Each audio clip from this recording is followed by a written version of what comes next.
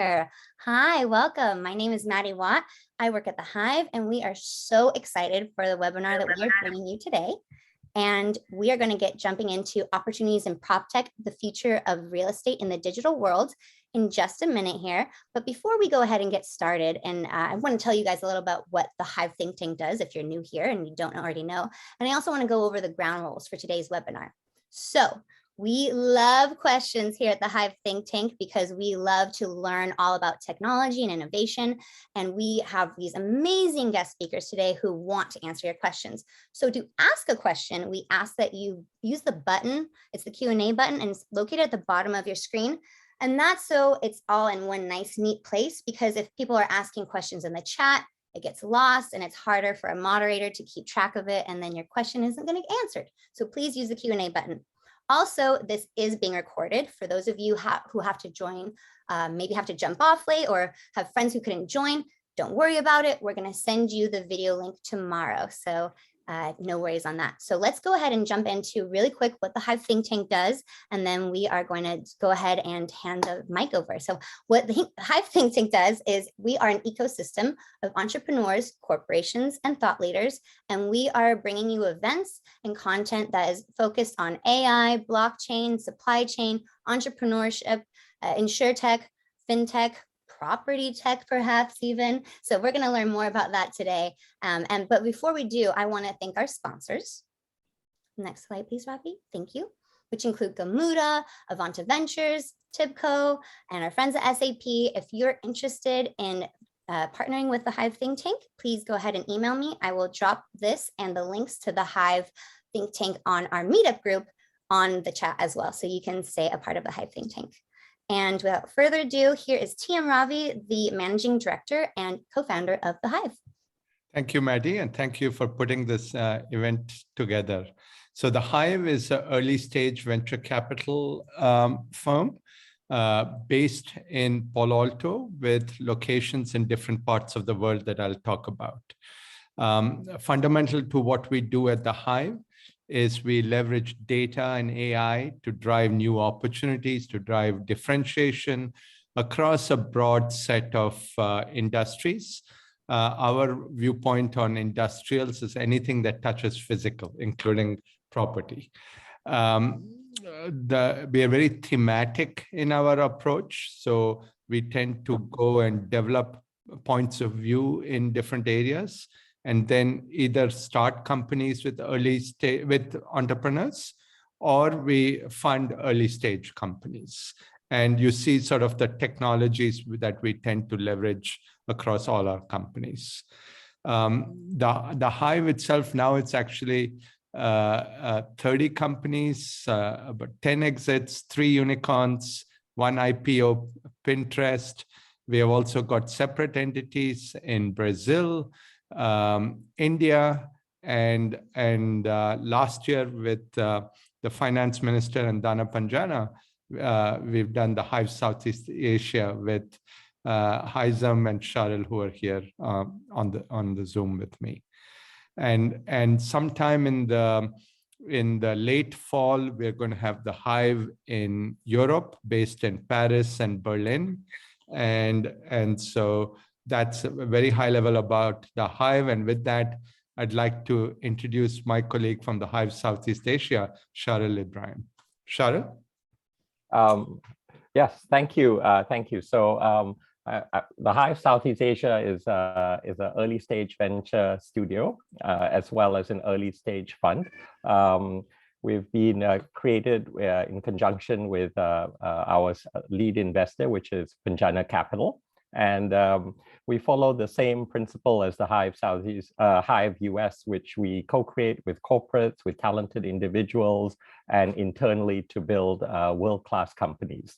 The theme of the Hive in Southeast Asia is digitization of Malaysian industries. And we're very happy today to provide a forum for different technical experts and domain experts to really explore new areas. And in this particular one, we explore property and the aspects of digitization towards property. So without further ado, I'd like to introduce Dr. Stuart Lebroy, and to introduce his panelist on property tech. Thank you very much, Cheryl. Good morning, everybody, and welcome to the Hive session. This is my first time I'm appearing on this program, and I'm very excited to be with all of you. We've got three very important industry experts with us today. Let me introduce them to you. Okay, let me first introduce myself. I'm Dr. Stuart LeBroy. I run a private equity firm, and I'm also very much involved in development and industrials. Also, we do a lot of automation in companies. I'm also pushing very hard for the digitalization of all the industrial sectors in Malaysia, if I can. And this is a wonderful opportunity to share ideas with the three of you. So my first speaker today, or panelist, is Sharon Nizam Shamsuddin, who's the managing director of UAM Magenta Berhad. UAM is really Malaysia's leading infrastructure, asset management, and healthcare services company. After a successful stint in building and executing digital transformation services at Touch and Go and TNG Digital, he's now continuing his work in UAM Magenta. He's taken the opportunity of moving in at a very difficult time into the company. COVID sort of just started when he joined the company, and he was faced with enormous challenges. We talk about that later, how he coped with it. But he's taken the view of pivoting his entire organization into a technical era, and it's producing remarkable results. And hopefully he'll be able to share some of his insights on that experience. Welcome, Nizam. I call him Nizam anyway. Morning, thanks. And our second guest is Joe Hok Tor. He's the general manager of Property Guru Data Sense. Okay. Now, Property Guru, of course, is one of the leading. In fact, they just listed in New York. Congratulations, Joe, for that wonderful achievement. But the important thing about Joe is actually wasn't really Property Guru for a long time. He actually is an entrepreneur who started up real estate solutions. Startup focused on providing real estate market data. And he's a data man. And you know how important data is these days to anything involved with property. It's the one thing that we lack tremendously globally, but in Malaysia particularly. There's a real paucity of good quality data to work with. Okay, so he established My Property Data and became the largest property data analytics provider in Malaysia, which was subsequently bought over by Property Guru. So we talk about exits. He made a phenomenal exit. Now he's part of the team. And he runs Data Sense, which is a very important part of the Property Guru, I think, ecosystem. So Joe, welcome, and we look forward to hearing your experiences. And last but not least, we have Yu Kun, okay, Mr. Ang, who's the co-founder of Q Investment Partners out of Singapore. Okay, he's an entrepreneur with a successful track record in managing, operating, and exiting a wide range of venture capital and private equity businesses. 20 years experience in the business, and his industry expertise covers e-commerce, financial technology. He's widely acknowledged as a key contributor, okay? EK works closely with capital raising team at QIP. QIP is a Singapore headquartered private equity real estate firm that connects real estate to capital markets. Our team is his team of experienced investment professionals who provide global private wealth and institutional investors with unique access to co-investment opportunities in institutional grade assets through innovative, scalable, and sustainable investment strategies. Interesting business model, UK. I'd like to hear a bit more about that because it might be some of us to participate one of these days. Maybe the Hive might be interested.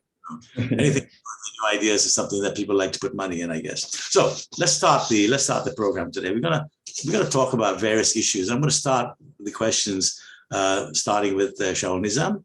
Okay, I think Nizam. I mean, this morning I woke up and I saw something on the news saying that you just signed. OBE, okay, with your new tech company that you have in your stable called Assetto, okay, which is part of the NXT division. You signed a MOB with Intel's Disrupt X and Google's Byte Blanket. Can you tell us a little bit about the thinking behind that? Morning, Dato. Thanks to the other panelists. Let me start with this, Dato. I think Agenta started by setting up our own conversational piece, which is Agenta NXT, which is our first tech company focusing on asset management and really trying to pull together everything that we've done in the past into the digital age. I think when we built our first software as a service product, Assetto, the thesis behind it was for us to allow our customers or clients who have assets, either commercial buildings, hospitals, or other assets like highways, to be able to run their asset management and maintenance without the use of Agenta resources, so that they can actually do it themselves. And I think our foray into Dubai in particular was really as a push from the Dubai Smart City, or Dubai of the Future Initiative 2021, where they intend to make Dubai a smart city. They rank 29th at the moment, behind Mr. Ang's country, which still remains as #1 in the world in terms of smart cities. So the idea was that we were going to combine Assetto together with Byte Blanket's sensor technology, and basically our partners, DisruptX technology on sensor technology, and they've been working with Intel to provide sensors around air quality, around carbon footprint, around asset activities in buildings like and the ones that we have in Dubai that we're managing for our clients, our Wassel Group, one of the largest property groups here in Dubai. And then we have an engagement platform, which I think was really, really interesting, which is Byte Blanket, which is what they call open bubble technology, or OBT. The open bubble technology is an engagement platform that pulls together any social media as well as other apps into a bubble that sort of connects communities in a particular cluster that is connected by 5G or Wi-Fi 6. So this is a fantastic platform that allows building data to translate into commercial microservices to end users, connecting tenants with service providers, connecting teachers to pupils, connecting plumbers to people who need plumbing services. And generally, we create an ecosystem where the bubble only attracts service providers who can actually deliver high quality services to the clients. And in Dubai, for example, we work a lot with compounds or residential areas where we manage villas, for example, in Jumeirah Golf Estate or in Emirates Golf Course, where there's more than 1,000 villas.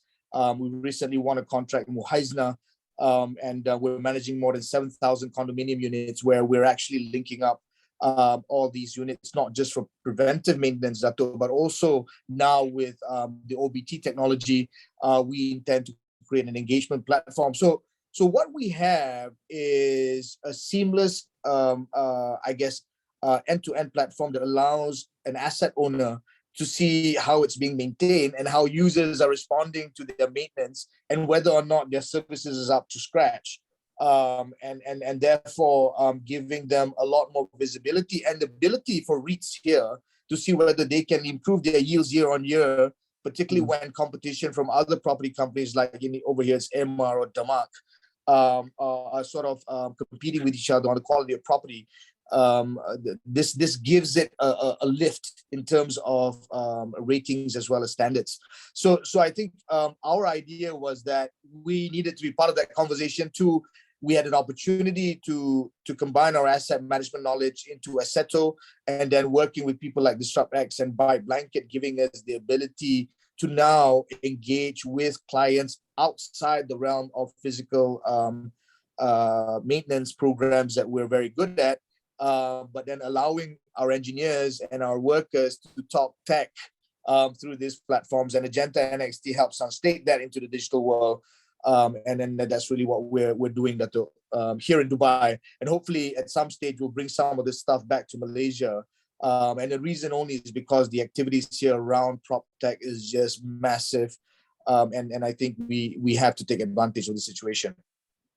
Well, thank you for that. It's interesting that the fact that Dubai seems to be at the forefront of this whole initiative. I wonder how many other countries actually are ahead of them in any way. I know America has a very big PropTech industry. I'm not sure whether they're this sophisticated or not, or whether they've gone that route. But before we come back to that again, I'd like to pivot quickly to Joe. And a question for you, Joe, in terms of your journey with My Property Data. And I'm a great believer in data. And I'd like you to tell us a bit of the challenges you had in finding data to set up your platform. Was it very challenging? Was it easy? And how difficult was it? Thanks, Dato. So My Property Data was actually the second part of the story. I actually started I started even smaller. So I started a little outfit at the time about 6 years ago called Real Estate Solutions, which was subsequently merged with an arm of a public listed company to form My Property Data 2 years after. So I didn't actually start My Property Data. I kind of took over that via a reverse takeover through the startup, through a merger of my startup and the other organization. Data is an interesting thing. You know, I think in Malaysia and say Singapore would probably a little bit better, you know, in terms of, or a little further along in terms of our journey of having available data, but it is expensive. It is all over the shop. And the real challenge, I suppose, is bringing all of that together and making sense of it, right? You've got different government agencies, you've got different providers, different parts of the ecosystem having different parts of, you know, essentially what is our property space, right? They've got different sort of understanding of it. So in the beginning, it was a lot of bartering. You know, it's because most of the data, say for example, in Malaysia is held by the government, it was a lot of purchasing required, cleaning that, making sense of it. And because data is so much of an afterthought, this part of the world, not a lot of effort has been, you know, put into making it as legible or making it as you know, or getting it to the point that we have today, right? So a lot of the work in the early days was just painstaking, cleaning, eyeballing the data, trying to just make sense of it, right? So thankfully, we're in a much better space now. You know, it did take a lot of convincing a lot of partners as to why we needed to amalgamate data, why we needed to make data freely available. The concept of democratizing data is still relatively nascent in this part of the world. And now we take that journey onto the other parts of Southeast Asia as part of Property Guru. Data sense, right? We're now starting to look at, you know, the rest of the countries that we operate in, such as Indonesia, Thailand, and Vietnam, and there are similarities. It feels like deja vu. We're going back to square one, bartering, working with the different stakeholders, telling, you know, working with them how and why the industry and the ecosystem will be better with data available to the public. So that's really the journey, and it's still a journey. It's a very exciting journey. It does come with a lot of its ups and downs. Thanks for that, Joe. I mean, you know, the things that how are you now helping Property Guru with data sense? How's it being integrated, and what are the metrics you're using to help Property Guru be a better platform? What are they using in your business that's making them so effective? So Property Guru, as you would you know, see within parts of Southeast Asia, it's essentially a marketplace. That's what we are really proud of. We've built the leading marketplace here in Southeast Asia, and really, what we pride ourselves in is helping homeowners, investors, renters, landlords move to property, right? And we really want to help people find their dream homes. We want to help people connect them to the right professionals. And that's what we've been doing, and that's what we've been doing really well over the last few years. But what we're looking to do now is to build on that, right? How can we go further? How can we help the other parts of that ecosystem beyond the buyers, the sellers, the tenants, the real estate agents, the developers? How do we go further? And that's really the question that we have. And that's really where PropTech is, isn't it? It's a big question around PropTech. You know, what are those possibilities that we have? And one of the things that Property Group Data Sense is really doing is going after that B2B space, right? How can we enable digital transformation in the enterprise space, right? So when we talk about enterprise, we're talking about, can we streamline those processes, you know, at a mortgage level between a property valuer and a bank? How are we mitigating risks on behalf of that financial institution, right? How can we provide more information for them to make faster, better lending decisions? We're also driving innovation and change in the developer space, where we're providing them models, right? We're providing them data to help them make better decisions. So where should we build? Why should we build? Is there even demand? In Malaysia, for example, there's a lot of discussion around overbuilding on unsold property, right? And a lot of the hypothesis around this is that developers may or may not be building properties that people may or may not want. But at the same time, we're seeing record levels of demand for property, right? We're still seeing complaints, or we're still seeing a lot of noise around a lack of housing. So clearly there's a disconnect there. And these are the sort of things that we hope to be able to solve. These are the sort of things, these are the prompt statements that we absolutely love. You know, these big challenges, right? That not only plagues, you know, countries, developing countries such as Malaysia, but a lot of the countries within Southeast Asia, bridging that disconnect, right? And that's something that we really want to solve for. And that's what Property Guru Data Sense is all about, solving those difficult questions and really framing all of that from the context of looking at that from the lens of data. How can we make a proper quantitative approach or solution to these problems? Hold that thought, Joe. I'm going to come back to you on that because there's several questions I need to ask you on that. But in the meantime, I must ask Ike a question, okay? Now, he talks about finding properties for the right buyers. How do you find your properties, Ike? I mean, you're quite successful. You built up a $1.2 billion US portfolio of student accommodation and housing. Is that right, for rent? Yeah. So, well, we operate basically in three locations, we actually, in general, our guys filter through probably about 200 to 300 odd projects every month. But you know, the numbers that we are actually developing on are much less. So it's all based on certain data, a lot of data analysis actually. And I mean, give you for example, places like Nottingham and Sheffield. They are 70% underserved in terms of the requirements for student accommodation, which is kind of very direct in terms of the face, and yet because of the regulatory environment surrounding that, it doesn't allow for property being a slow gestation type product. It doesn't fill up the space quite easily.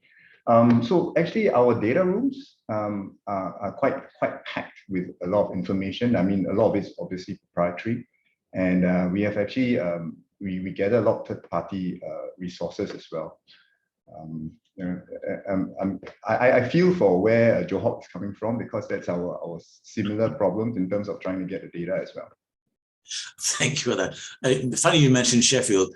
Actually, I went to university there as well, so I'm very familiar with that. And as a student accommodation, I quite agree with you. Do you use any PropTech tools in terms of when you do your management of your assets? Yes, we actually, okay, so there are two parts to our business. There's the development side of our business, in which we actually buy and we are considered like almost like a developer, although we have a contractor. And so in terms of development management, we use a variety of tools, project management software, and really big data rooms, all right? Not just to monitor, but to manage delivery of the building in a timely manner. This was extremely difficult during the COVID era. We couldn't visit sites. We actually had to close a couple of sites. You know, Scotland actually closed the sites for, I think, 60 days continuously during a period. In terms of asset management, we work closely with our property operating partner to install data sensors and tracking, basically building management systems that monitors air conditioning and heating in communal areas, and basically the sensors and all this, as well as apps in which the students can update on things that are not working, etc., to get reactive maintenance. All this is actually very important because what we are trying to do is actually lower down our carbon footprint, obviously. Thank you for that. Okay, coming back to property management, let me go back to the expert here, okay? You guys are connecting buyers with properties and you're doing development, but Nizam actually manages assets, Nizam. You've got quite a sophisticated command and control center in your headquarters. in Bangsa South in Kuala Lumpur. Could you let me tell you how you're using new tech to build on that expertise, and where do you see the market moving? It's obviously a very competitive market, with facilities management. What edges are you looking for in terms of technology that will help you reduce costs and give a much higher level of service to your customers? Thanks, Dato. I think there are two parts to this. One is that we're coming out with a concept called a hyper-aware building, which we're working with DisruptX and Byte Blanket. And a hyper-aware building is generally an asset that is powered completely by AI that generates not only work orders for the asset itself, but also has an ability to heal and fix the relevant parts of the services that needs helping, with an ecosystem of vendors and and companies that are able to perform those services, right? And one of the things that we in Malaysia, we only have one part of the hyper-aware building, and that's not a complete part because we don't have the ability to sensorize a lot of the assets that we have for various reasons, not technological ones. But generally, when we move towards Middle East and even to a certain extent Europe and the US, what we're finding is that assets are becoming completely sensorized. And when you have assets that are completely sensorized and powered by AI, when talking about what Joe was talking about just now, that you then have the ability to create a hyper-aware buildings, and this is a bolt-on, not just the command and contact center, but it also is really giving a self-sustainability within the building itself to comply to ESG targets, which is really, really important right now. Whether it's carbon, whether it's energy efficiency, for example, the consumption of energy is also something that we monitor, and also waste management, in the whole part of the whole singular economy within the building itself, right? So I think the one part of the tech is really to really build up this hyper-aware building capabilities. The next part is the engagement model between the user, whoever the user may be, and we don't have direct interaction with the user, but now the asset owners are basically telling us to work with their property managers to enhance the user relationship and enhance that unique proposition to make sure their property is either one being tenanted to, it's easy to manage from a user end. And I think now we're moving some of that hyper-aware data into a user-based app. And then looking at what kind of services that they would probably need within the communal areas. And generally, if you look like cities like Singapore and definitely in Dubai, you'll find that there's just so many myriad of potential services that people who live in condos or villas want. And none of them are really sort of things that we think about in Malaysia, but they think about it here. In terms of the kind of services that they did. So they go into the concierge and basically want the concierge to sort everything out, from shopping to tuition or golf lessons or whatever. And I'm just completely baffled by the amount of service menu that these guys have, right? And then they want that in an app. But then it provides an opportunity because of the availability of data, we now can link it up. And so you have companies that are very, very forward-looking. People like The Address, who are now managing a lot of properties on behalf of guys like AMR or Damak, and they're building a sort of a luxury operational brand that transcends just hotels, but just normal living, communal living, but then with a higher standard of integration into day-to-day life. That is actually sort of a harmonious relationship between the back-end asset management and the front-end customer engagement. It's just fantastic, actually. And I think that's the future of buildings. One is that AI will enable everything. Two, people will get property as a service and then really understand the kind of services that they'll get at the end of the day. Three, for REIT owners over here, generating a return on their asset and understanding how those returns are going to come, and then obviously attracting investors and into their property. So I think it's a win-win situation. So for asset management and FM companies like us, we're now part of the whole investment game, and our investment is in tech. our investment is making sure our services gets them to be rented out at a higher rate than before. So that's really how it works over here, Dato'. And you're finding yourself having a very nice database of very rich people. A lot of rich people from around the world. That's very valuable. I'm sure Joe will tell you that something like that's worth a lot of money today. Joe, I was going to get back to you on your services you were giving in terms of doing analytics for developers and the overhang of properties in Malaysia. I mean, you as property guru, how difficult a time are you having in helping these companies with these huge extra units they've not sold? What's the problems with the units, and how are you helping them solve that problem? Well, I guess from a marketplace perspective, it's really an education process. It's really helping people understand what are their affordable levels.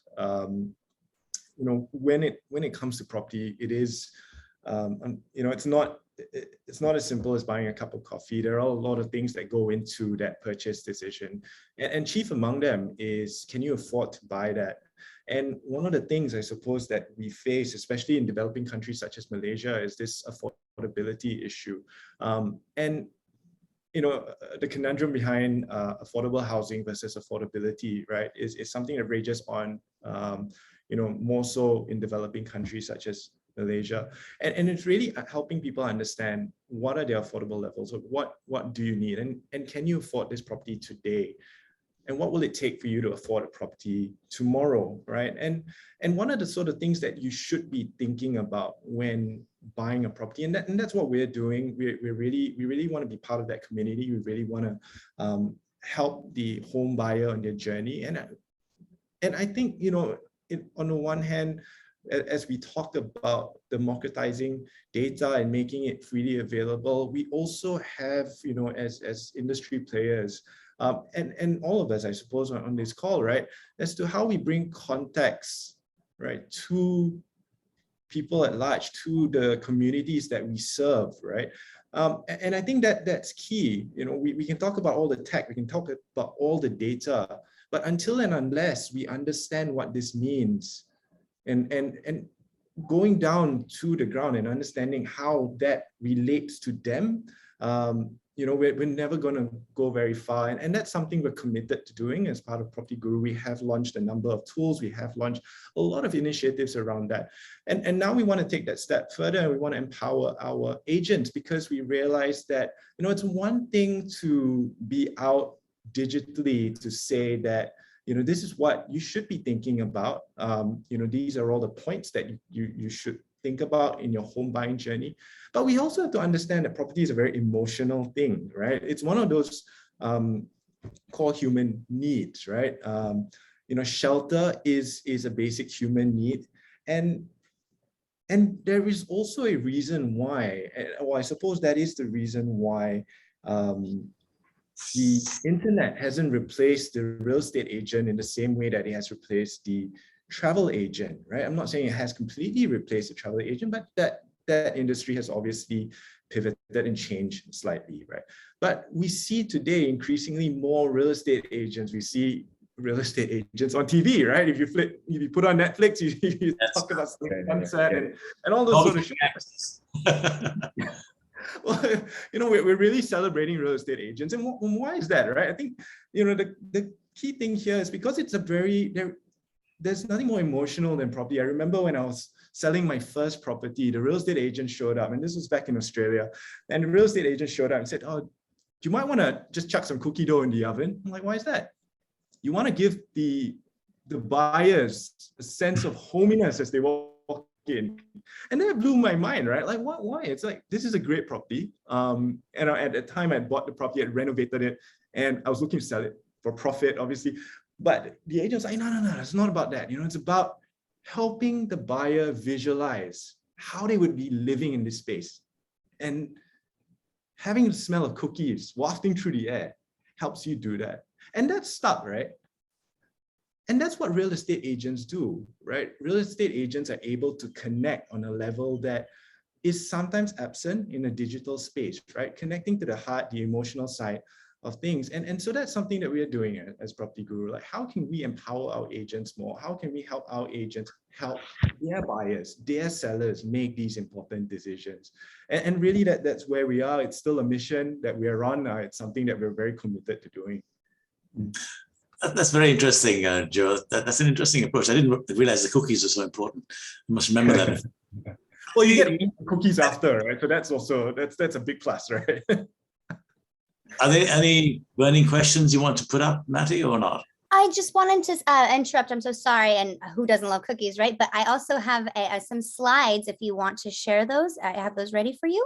Would you like All to? right. Okay. I'll just dive into that quite quickly, okay, before I continue. I did prepare some slides on the PropTech side, so if you'd like to scroll them up. Sure, I can. So I can start sharing my screen. Absolutely. Thanks so much. Thanks so much, Matty.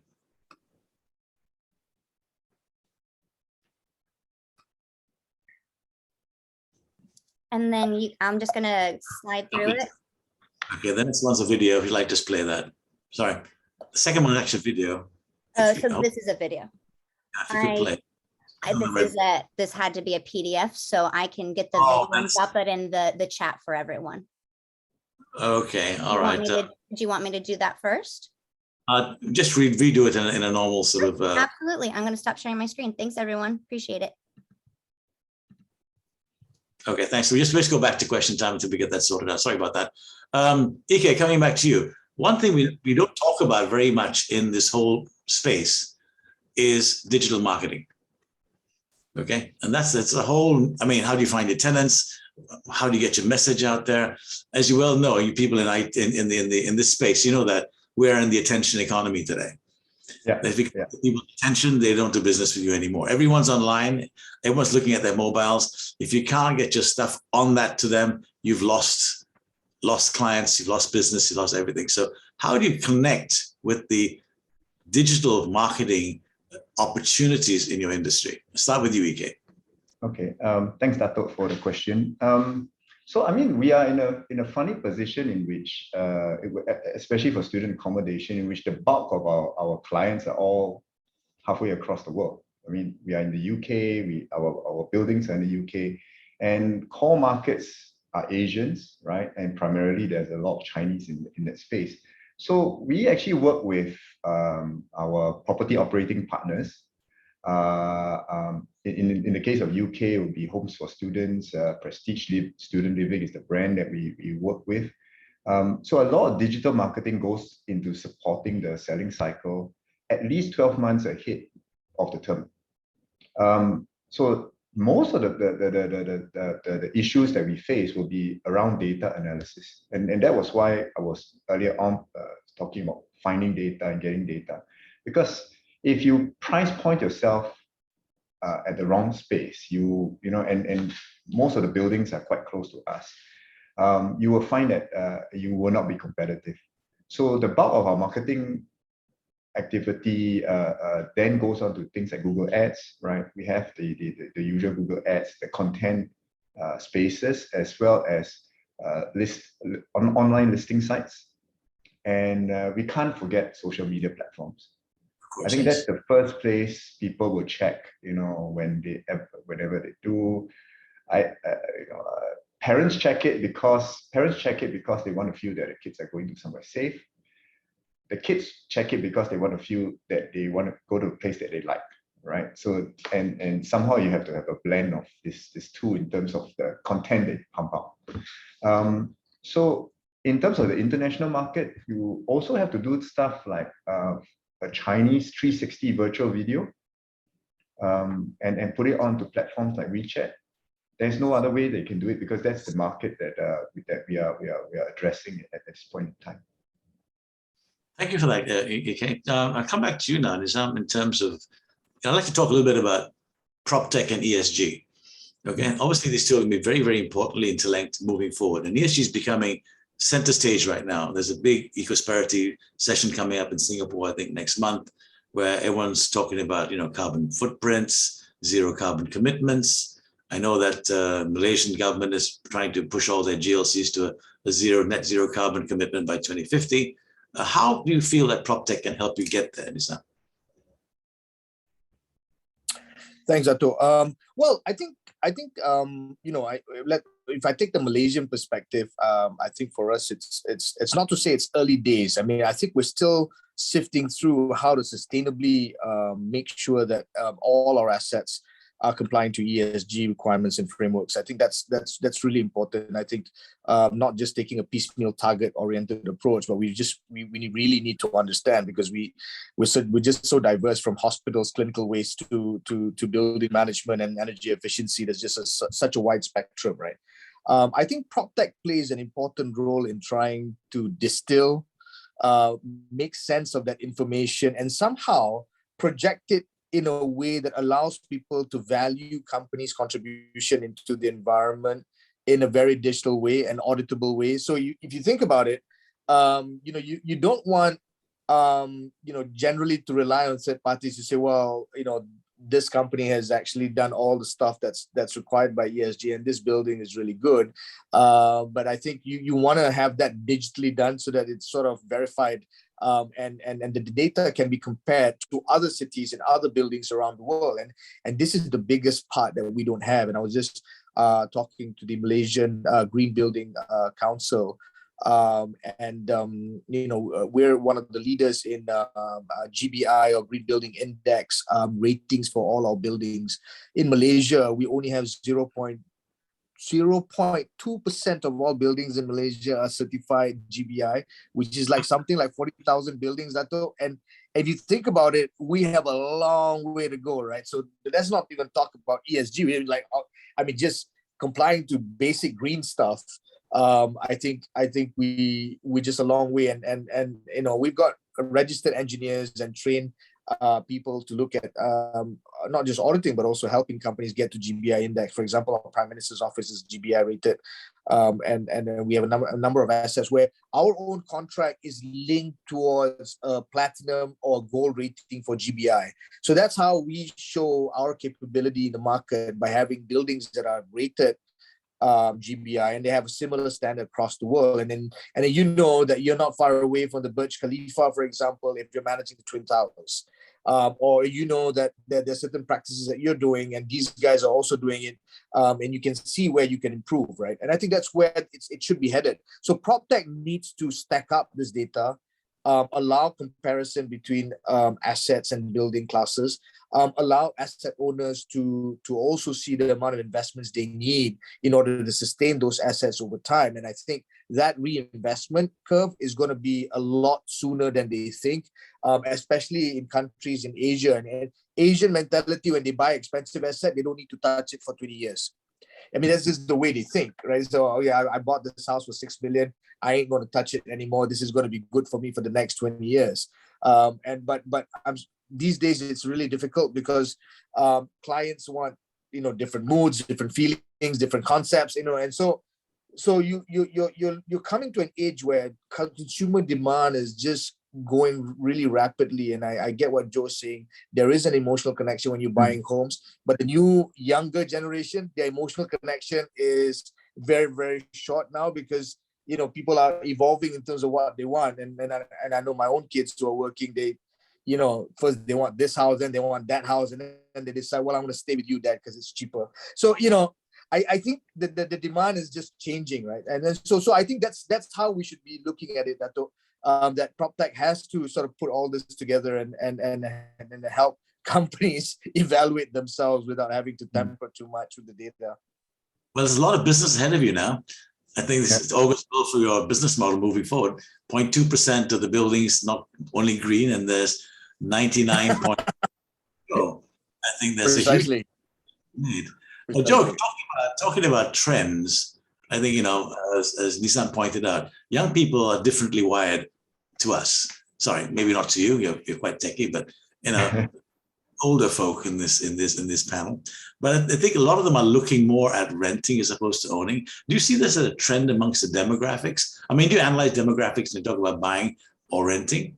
People that like to 2 years here, 3 years there, they like moving from new developments to new developments. They get the latest and greatest for 3 years. Then they pack up their bags and move to the next big condominium that's being built and keep moving around. So there's a lot of choice in the market, as you say. There's so many unsold units. So there's a desperation by developers to rent these things out. but we haven't got a very developmental market here, primarily because there's huge disconnect between affordability and cost. I don't see this actually being narrowed. That gap would be very hard to narrow moving forward. But where does your data point to right now in terms of the trends?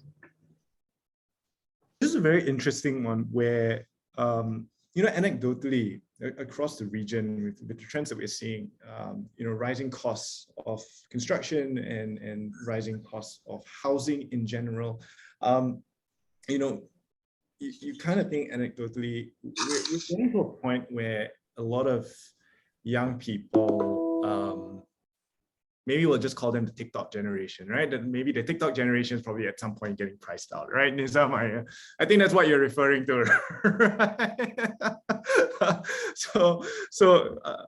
But are they getting priced out? And one of the things that we do at Property Guru is run a lot of these consumer surveys. We, yes, as part of Property Guru data sense, we do track demographics. So we do try and analyze who's buying these properties, right, across our markets. Are they investors? What are the traits of investors? Are they serial investors? Are they an EK who is just buying up half of Sheffield? Or mom and dad investors just buying their first investment property, hoping that, that's a little bit of money for the future, right?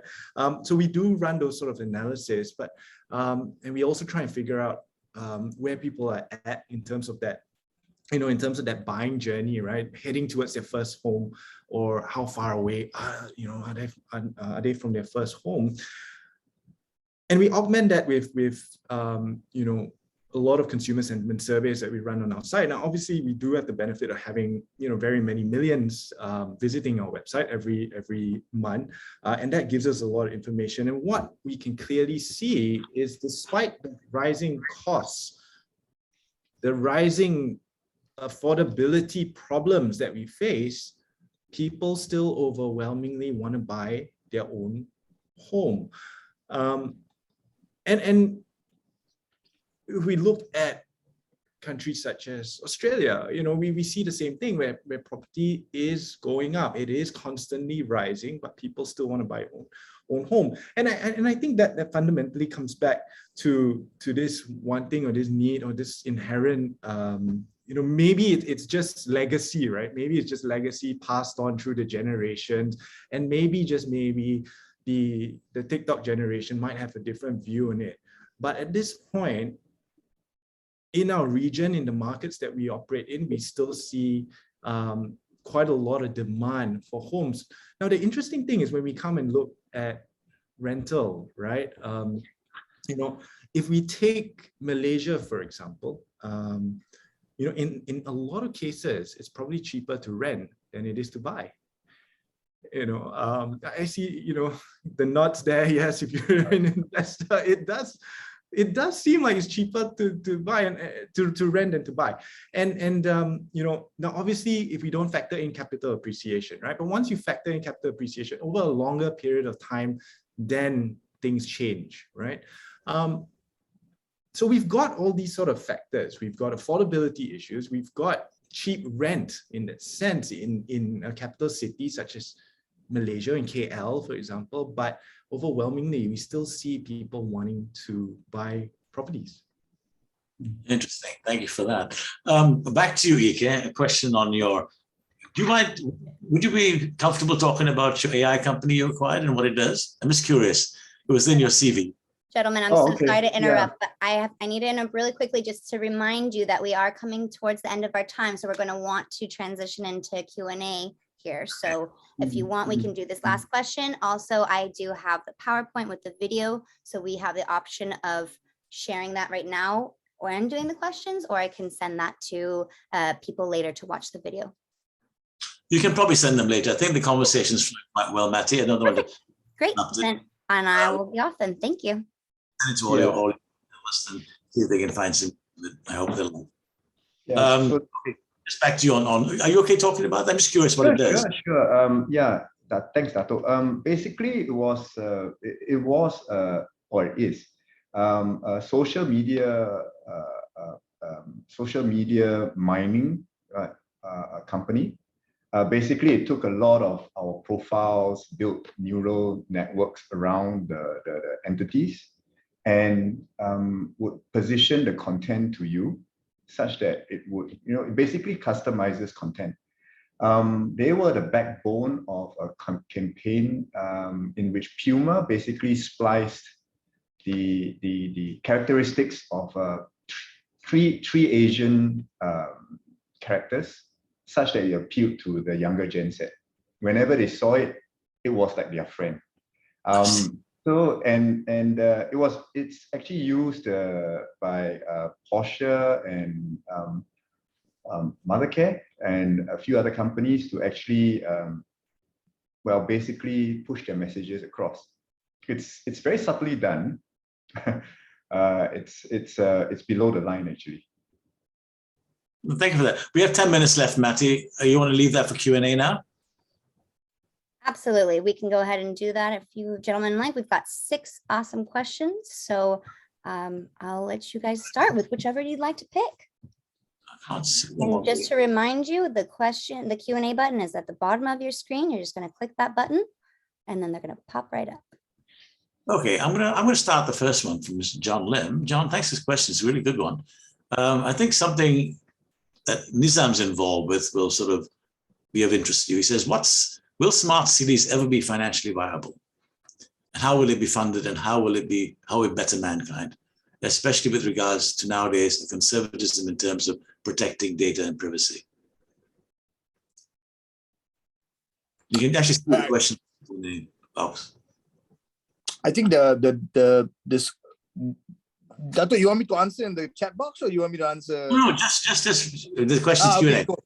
Okay, so I think the issue of data is going to be out there, not just for property, but for a lot of things. I mean, the discussion on healthcare and all that sort of stuff is still going to happen. But I think one of the things that's going to help this whole funding journey, aside from the fact that we just talked about affordability with Joe, is that in markets where they're accepting cryptocurrency as an alternative for purchasing, and also digital currency, this is going to take a next level boom. So you have a conventional economy that's supporting the normal conventional property purchases, and then you've got in Dubai, for example, you now can buy properties using either Ether or Bitcoin, and people are having crypto exchanges to convert rich individuals or private wealth into these currencies. So what you're going to have is a whole host of different financing options to buy property you can't really afford now.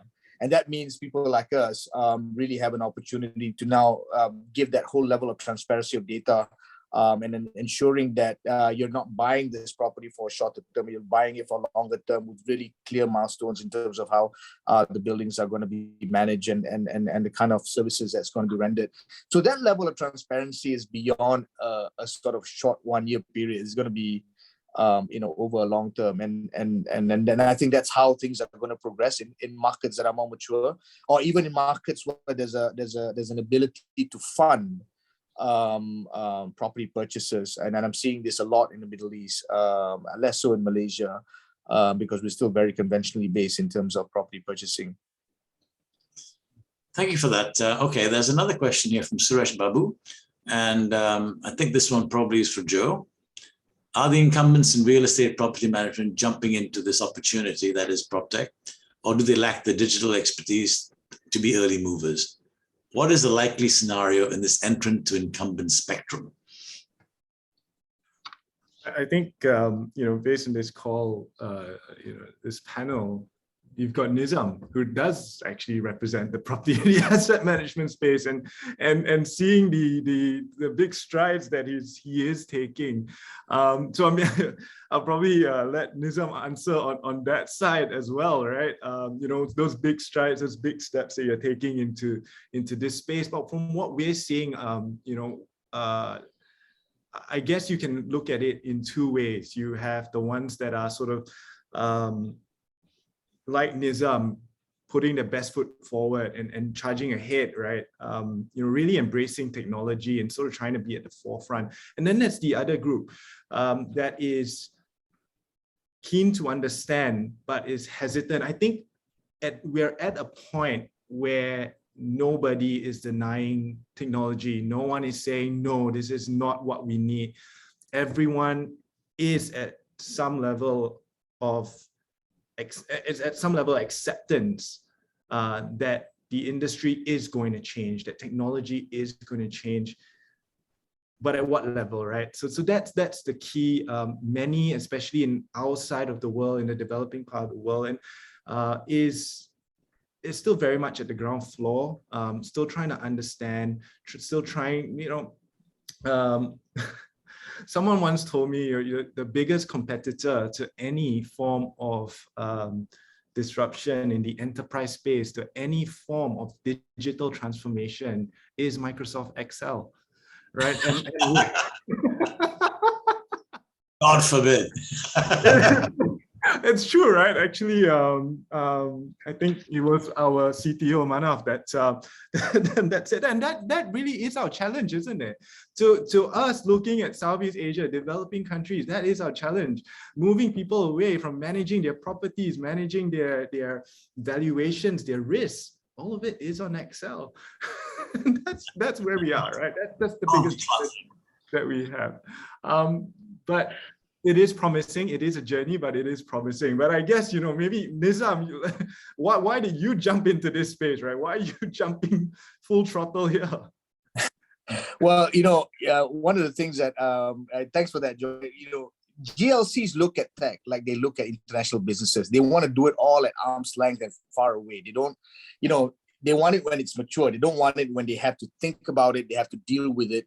Right. And it never works. And that's why I think the longer it takes for us to learn that to do these things, we have to know how to risk manage. And that means we got to get into the conversation. We got to find ways and people who know how to deal with these conversations. Right. A lot of times the senior decision leaders in our own organization, particularly the ones owned by the government, the leaders want to make the decisions themselves, and they're ill-equipped to make the decisions because they don't understand the lingo, they don't understand the tech, they don't understand how it works. So they got to let the TikTok generation, some of the younger ones, deal with that. And that's really part of that whole risk management, right? And I think I'm very sort of fortunate because my board has allowed me to build that for Agenta. And so I can get younger people to help translate some of the lingo to me, and I can work out how best to support them, right? And I think this partnership, I think, is important for tech to be mainstream and not at the experimental level, because I think we in Malaysia in particular, we got to get out of this, or we need to see how it works first. Then only we figure out and evolve, because countries are just leaping us. I mean, there's sort of, and we got to get the younger people and encourage them to go into that conversation a lot faster.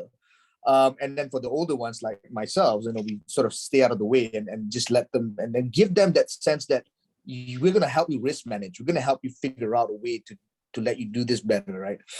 We don't get too much of that, Joe, and I think we need more of it. We need a lot more of that. I know I'm in Panjana Capital, and we're trying to encourage a lot of early stage and seed investment, but I also have to tell my colleagues that some of the stuff that you guys don't understand is precisely the stuff that we should invest in. Right? Only because you don't understand it, and because you're not meant to understand it, someone else's. And then I think that's really the thought process that we should have. Maddie, how much time do we have? We've got a couple more minutes, so we can take maybe one more question. Okay, I'll pass this one on to EK. There's a question here. In the commercial real estate space, what value does commercial property owners and managers place on building cellular private networks? Okay, not, to be frank, not very familiar with this commercial real estate space. It's more for property owners, really. So I thought we'd just pivot another quick question here. One last question for you, Joe. This one really is: will your product Lens, the AI augmented reality, be available in Malaysia soon? Yes or no? We hope so. We hope so. It does rely on a lot of data, but we hope to be able to bring this across the region. That sounds very exciting. Anyway, I'd like to thank all of you for being on the panel today. It's been quite a lively discussion, and I thank you all for your participation. Got some really interesting insights into what's happening.